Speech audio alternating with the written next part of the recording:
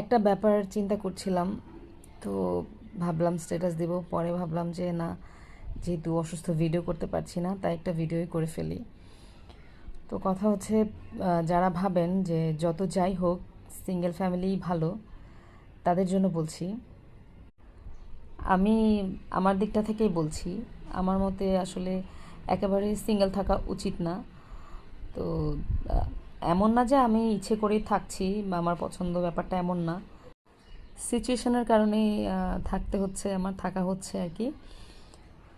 তো এই যে আমি অসুস্থ হয়ে বিছানায় শুয়ে আছি, আমার বাচ্চারা আছে, তাদের জন্য আমাকে চিন্তা করতে হচ্ছে। জয়েন্ট ফ্যামিলিতে থাকলে অ্যাটলিস্ট 2টা দিন আমি সেবা পেতাম। এখন তো নিজের সেবার কথা আমাকে নিজেকেই চিন্তা করতে হচ্ছে, সাথে বাচ্চাদেরও। এবং 2টা দিন অ্যাটলিস্ট রান্না থেকে আমি হয়তো বা মুক্তি পেতাম, অথবা অন্যান্য আরও অনেক হেল্প পাওয়া যেত। যখনই রান্না করতে যাচ্ছি, মানে এমন সিচুয়েশন হয়ে গেছে যে মানে কান্না করতে করতে রান্না করতে হচ্ছে। তো তখনই মাথায় আসছে যে ইস, বাসায় যদি কেউ থাকতো, কেউ যদি থাকতো আমাকে রান্না করে দিত।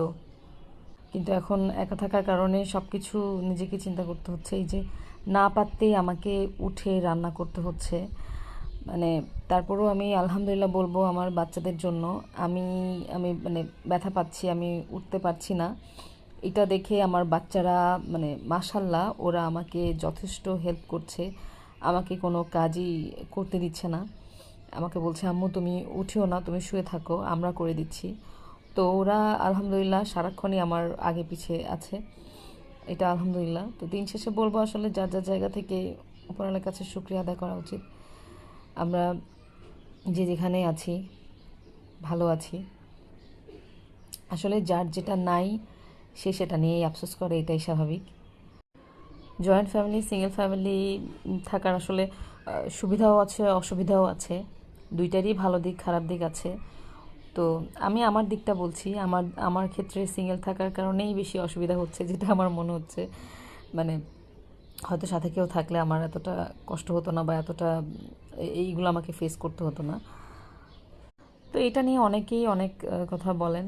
এটা এমনিতে আমার জাস্ট মাথায় আসছে, তার জন্য বলা আর কি। তো যার যার জায়গা থেকে আসলে সব কিছুই আলাদা। আমার মতামত একরকম থাকবে, আপনার মতামত একরকম থাকবে, বাট আমার অসুবিধাগুলো আমি বললাম।